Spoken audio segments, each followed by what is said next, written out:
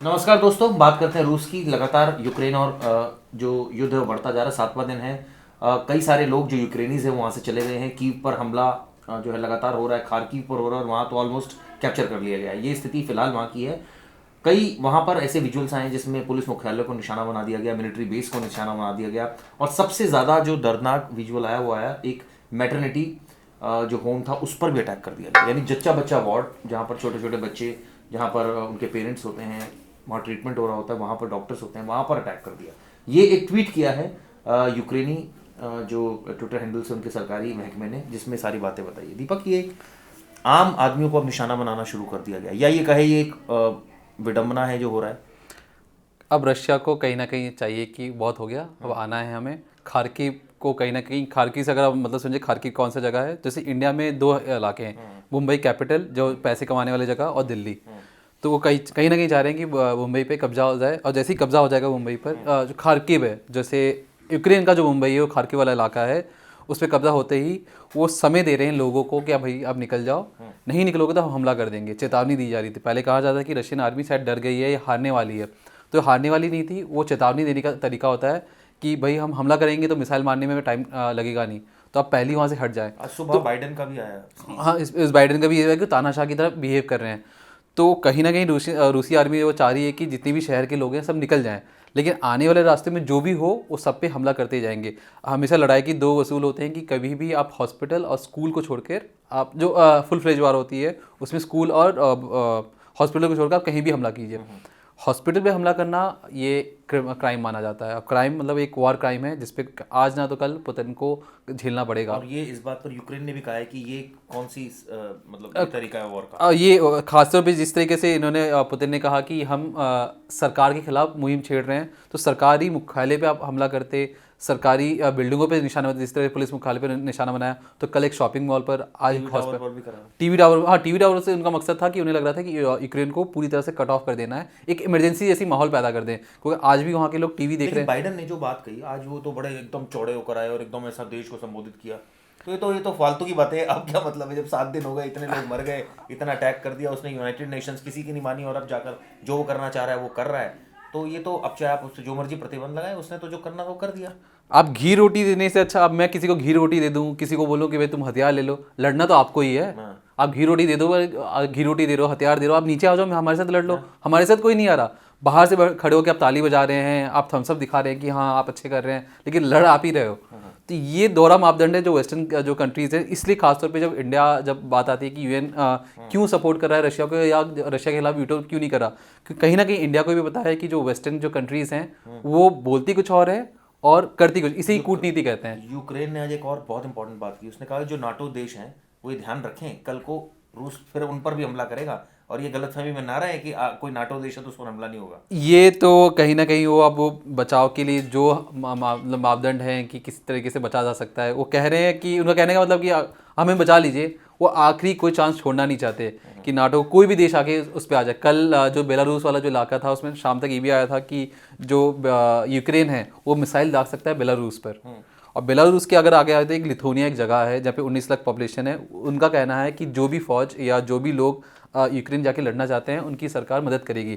उसका देखा देखी ब्रिटेन ने भी कल, ब्रिटेन के जो कल या परसों उनके सांसद ने कहा और फॉरेन सेक्रेटरी ने कहा कि जो भी ब्रिटिश यूक्रेन में जाके रूस के खिलाफ लड़ना चाहते हैं, ब्रिटिश सरकार उसको फुल्ली फंड करेगी, फुल्ली पैसे देगी। नहीं, लेकिन फंड करेगी, पैसे देगी, खुद नहीं आएंगे। खुद नहीं आएंगे, मतलब हाँ, मतलब देंगे आप, ये दोहरा मापदंड मापदंड है कि जो खुद खुद ब खुद जाके लड़ना एक चाहता है। और बहुत ही दर्दनाक खबर, जिसमें एक इंडियन जो कर्नाटक के रहने वाले थे उनकी मौत हो गई।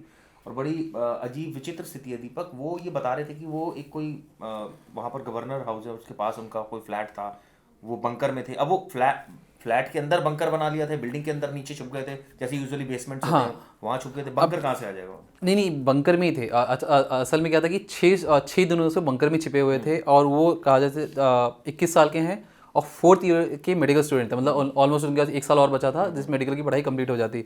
उनके पास मौका था वो छोड़ के चले जाएं, लेकिन उन्होंने कहा कि मुझे अपने जूनियर्स का ख्याल रखना है जो मेडिकल की पढ़ाई करने आए हैं, तो हम एक साथ ही निकलेंगे, मैं पहले निकल जाऊँ। उनके पास मौका था, जैसे उनके रूममेट्स का कहना है। हुआ ये कि 3:30 बजे उनकी जो अक्सर ऐसा होता था कि नहीं, जब, मुझे लगता है मौका नहीं था। क्यों? क्योंकि एक उनके फादर, उन्होंने 2-3 दिन पहले वीडियो कॉन्फ्रेंसिंग करी, हाँ फादर से बात की, फादर ने बोला और दादा ने उनके बोला कि आप वहीं रहो, स्टे करो, बाहर मत निकलना क्योंकि बाहर खतरा है, और हम कोशिश कर रहे हैं, हमारी पीयूष गोयल तक जो मिनिस्टर है उनसे बात हो गई है और आपको लाने की पूरी कोशिश की जाएगी। लेकिन इस दौरान वो बाहर निकले क्योंकि अब वहाँ नहीं, सिचुएशन ये थी कि वहाँ खाना नहीं था, तो वो लाइन में लगे थे, तो तभी अटैक हो गया। हाँ, तो उनकी रूममेट का कहना है कि अक्सर ऐसा होता था कि वो खाना दोनों साथ में लेने जाया करते थे, लेकिन कुछ हुआ होगा कि 3:30 बजे सुबह सोए और वो चुपचाप 6 बजे उठ के देखते हैं कि उनके दोस्त बाहर खाना लेने चले गए हैं। महज 50 मीटर की दूरी पे था जहाँ पे वो रहते थे। 50 मीटर 7:58 पे एक मैसेज आता है कि भाई मेरे अकाउंट में पैसे खत्म हो गए, तो मेरे अकाउंट में पैसे ट्रांसफर कर दो, मुझे पेमेंट करना है। 8:10 पे इन्होंने कुछ सामान मांगने के लिए दोबारा कॉल किया, तो पता लगा कि यूक्रेनियन ने फ़ोन उठा के बोला कि ही इज़ नो मोर। तब उन्हें पता लगता है कि हमारे दोस्त की तो मौत हो गई है। तो ये महज 50 मीटर दूर 4th ईयर के स्टूडेंट थे, कर्नाटका के रहने वाले थे, और उनकी कुछ दिनों पहले फैमिली से भी बात हुई थी। और सबसे जो दर्दनाक है, मैं सोचता हूँ कई बार लोग ऐसे मर जाते हैं, मतलब जो हाँ, मतलब ये क्या है, मतलब एक बच्चा बाहर निकला, अचानक बम फट गया और मर और गया। इसमें सबसे जो बड़ी बात इनके जो पिताजी ने कही कि इनके जो नवीन नाम है इनका कहना था कि जो इनके परसेंटेज थे 97% लेके आए थे 12th क्लास में। नीट का एग्ज़ाम होता है, एक ऑल इंडिया लेवल पे मेडिकल के एग्ज़ाम होते हैं, उसमें क्वालिफाई नहीं हो पाए थे। तो थक हार के इन्होंने प्राइवेट हॉस्पिटल में या प्राइवेट मेडिकल कॉलेज में पढ़ने की सोची, तो उन्हें पता लगा कि वहाँ पे 10 लाख रुपए फीस है।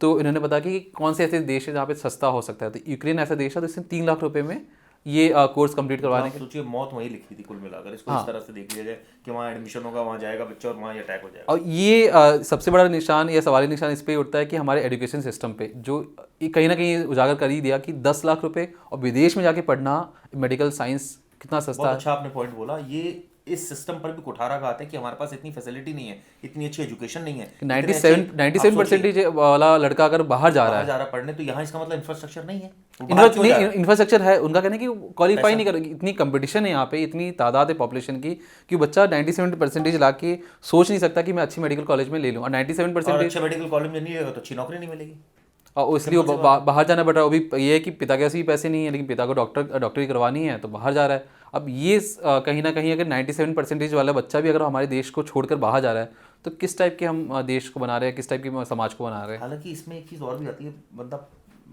पर्सनल प्रैक्टिस भी करते हैं, ऐसे कई डॉक्टर्स मैंने देखे, लेकिन ये बहुत ही दर्दनाक बात है। अगर ऐसी बात है कि भाई इतने परसेंटेज होने के बाद बच्चा बाहर जा रहा है पढ़ने, तो सिस्टम पर है। अब हालांकि अब देखिए, अब तो सब बात कर रहे हैं, अब तो उसको लाने की भी कोशिश सब करेंगे, बॉडी भी आएगी, लेकिन आप ये सोचिए कितना होनहार लड़का जिसकी उस तरह से मौत हो जाना। और अब रशिया से भी बात की भारत ने, और वो कह रहा है कि हम जो है आपके लोग ना मरे इस बात को इंश्योर करेंगे। लेकिन सवाल ये कैसे है, अब रॉकेट तो इंश्योर नहीं करेगा, हाँ, रॉकेट तो जहाँ जाएगा वो तो लगेगा। अब वो इंडियन और पाकिस्तानी और जो है यूक्रेनीज को नहीं देख रहा है। इसमें कहीं ना कहीं पुतिन और जो यूक्रेनियन कहीं ना कहीं चाहते हैं कि कैजुअलिटी बढ़े इंडियंस की साइड से, क्योंकि इंडियंस जो भी उनके सपोर्टिव है उनकी बढ़े, ताकि हाँ, इनको खुद क्योंकि इंडियंस अभी तक शांत बैठे हुए हैं, वो नहीं चाह रहे कि मैं इस पाले में जाऊँ उस पाले में जाऊँ। जितनी भी वेस्टर्न कंट्रीज है सबके सब चाहते हैं कि इंडिया उनके पाले में आ जाए। क्योंकि इंडिया बहुत बड़ा पॉपुलेशन है, इंडिया एक सुपर पावर भी है, तो कहीं इंडिया कुछ भी बोलता है तो उसका महत्व होता है। अब आप इसको इस दूसरे सेंस में सोचिए, हम किसी सरकार को विरोध नहीं कर रहे, एक फैमिली जिसका बच्चा मर गया, क्यों? क्योंकि वो यूक्रेन में था। आपके संबंध रशिया से बहुत अच्छे हैं और आपकी सरकार कुछ नहीं कर पा रही, सिर्फ बॉडी लाने के अलावा। क्या होना चाहिए था इसमें कायदे से तो कड़े मतलब निंदा करनी चाहिए थी। निंदा नहीं चाहिए, हमें निंदा नहीं चाहिए। एक का घर के चिराग बुझ गया, हमें निंदा नहीं चाहिए, हमें नहीं चाहिए निंदा। आप एक्शन लीजिए वहाँ, तो मिलिट्री एक्शन आप छोड़िए, आप यहाँ की बंद कीजिए राजनीति, दम नहीं है। पता है क्यों? क्योंकि वो एक आदमी है, सिर्फ एक आदमी की मौत की वैल्यू यहाँ की सरकार जो है वो नहीं समझती। वो कहती है हमारे जो रिलेशन है वो बहुत एक बड़े वास्ट लेवल पर है, उसके बड़े जो है गेन हमें होता है रशिया से, हमारी एक तरह से कहा जाए कि संप्रभुता को उससे खतरा नहीं है, बहुत सारी चीजें। तो एक अगर बच्चा मर गया कोई बात नहीं, शायद यही है, शायद। देखिए अगर आप अपने ऊपर लेकर देखिए, मैं अपने ऊपर मेंबर की इस तरह से होती वहां तो क्या हालात होता? नहीं, मैं गुस्सा होता, जाहिर सी बात है गुस्सा होता। लेकिन अगर मैं थोड़ी सी इतिहास में ले जाऊँ तो उसमें था कि बहुत पहले जब हमारे पास 1971 की लड़ाई हो रही थी बांग्लादेश और पाकिस्तान की, तो उस वक्त ये था कि इंदिरा गांधी को अमेरिकन प्रेसिडेंट गाली देते थे, और हुआ ये था कि उन्होंने कहा था कि भारत एक ऐसा मुल्क है जिसके हर किसी देश के साथ झगड़े होते हैं, चाहे पाकिस्तान ले लीजिए, चाइना ले लीजिए, श्रीलंका ले लीजिए, नेपाल ले लीजिए, हर किसी के साथ झगड़ते हैं। तो जब हम पाकिस्तान के साथ लड़ रहे थे तो उस टाइम एक संधि सिग्नेचर किया गया था इंदिरा गांधी जी ने सोवियत के साथ, कि जब भी भारत पर हमला होगा, सोवियत ऐसा देश होगा जो आके हमें बचाएगा। संधि से सिग्नेचर इस वजह से ये नहीं, मैं उसमें बताता हूँ। उस वक्त क्या हुआ था कि हमला करने के लिए ब्रिटिश और अमेरिकन ने अपनी शिप भेजी थी मुंबई पोर्ट को तबाह करने के लिए, गुजरात पे अटैक करने के लिए। तो उस टाइम कहा जाता है सोवियत अपनी सबमरीन्स को उन्होंने पानी के ऊपर रख दिया था, और ये कहा था कि सैटेलाइट से जब देखा गया कि रशियन सबमरीन्स तो पानी के ऊपर है, तो मतलब पानी के नीचे कितने होंगे। उन्होंने अपनी वॉरशिप लगा दी थी इंडियन ओशन के नीचे, ताकि अमेरिका से ब्रिटिश ना आए और इंडिया जो अपना काम कर रहा है पाकिस्तान और इस बात की तो ये उस टाइम अगर वो हमला कर देते तो कितनी बड़ी कैजुअलिटी होती। हाँ, ये एक हम देश की बात करें और एक पर्सनल लेवल पे बात करें तो दोनों अलग चीज़ें। हाँ, ये होना चाहिए था कि जिस तरीके से 1,78,000 जब इराक और उसकी युद्ध हुआ था, तो उस टाइम भी गवर्नमेंट ने एक्चुअली एक आम आदमी की वैल्यू नहीं है जो समझ में आती है ना। ये ठीक है, मैं ये नहीं कह रहा कि उन्होंने उस समय हमारी मदद नहीं करी, मैं ये नहीं कह रहा। टोटलिटी में अगर प्रैक्टिकलिटी में देखी जाए, ये बात ठीक है कि रशिया हमारे साथ खड़ा है, लेकिन ये तो तब पता लगेगा जब एक्चुअल में खड़ा होगा, जब वॉर होगी, जब वॉर सिचुएशन होगी। अभी तो ठीक है आपके साथ है, इतिहास में गवाह रहा है, आपके साथ रहा है, लेकिन अब परिस्थितियां बदली हुई हैं। अब जो है अगर कभी वॉर होती है तब रशिया साथ आता है, तब इस बात को मैं आपकी बात मान लूंगा। लेकिन अभी तक जो वस्तु स्थिति है वो ये है कि एक बच्चा मर गया वहां, क्यों? क्योंकि वो यूक्रेन यहाँ पे और मतलब रशियन से मार मेरे हिसाब से तो कहीं मैनेजमेंट का बहुत बड़ा इशू है, जो वहाँ पे जो लोग मैनेज करें, एम्बेसी की जो मैनेजमेंट है, वो एम्बेसी किस तरीके से काम करे, बच्चों को क्यों नहीं निकाल पा रही है यहाँ, या क्या हम अपनी मिलिट्री लगा के अपने बच्चों को वहाँ से निकाल सकते हैं वार जोन से, या कहीं हॉल्ट करवा सकें। भाई रशिया वैसे आज बोला है उसने कि हमने तो बात की है, हम जो है इंडियंस पूरे संपर्क में। अब जब संपर्क में आपको दिख रहा है जहाँ जहाँ इंडियंस है, तो पता है ना कौन कौन से मेडिकल कॉलेजेस में इंडियंस हैं, आप पहले उनकी लिस्ट बना के करो, बाहर बाहर करो उनको। हाँ, वही मैं आपसे वही कहने का था कि मैनेजमेंट है ये हो नहीं सकता, ये वो इसलिए नहीं हो सकता क्योंकि वॉर जोन है। वॉर जोन में क्या ये करते रहेंगे? हाँ, वो ऐसा कोई असाइंड होंगे ऑफिसर जो ये कर रहे लिखा लिखा बड़ी वाला काम काम थोड़ी हो रहा होगा, तो रॉकेट मार रहे होंगे, उनका तो काम है रॉकेट मारना जहाँ जहाँ इंडियंस हैं, तो निकलो अपने आप। तो ये ऑब्वियसली बहुत बड़ा इशू है जो अब इसको, इसके दीपक ने भी एक अच्छी बात बोली कि इसके इतिहास में जाया जाए तो रशिया ने बड़ी मदद की है, तो क्या वाकई मदद की है? तो कई कुर्बानियाँ जो है वो बनती है इसके लिए। कुर्बानियाँ तो नहीं बनती, लेकिन ये है कि जंग में सब जायज़ है। सब जायज़ है। आप क्या सोचते हैं जरूर बताइएगा दोस्तों। धन्यवाद।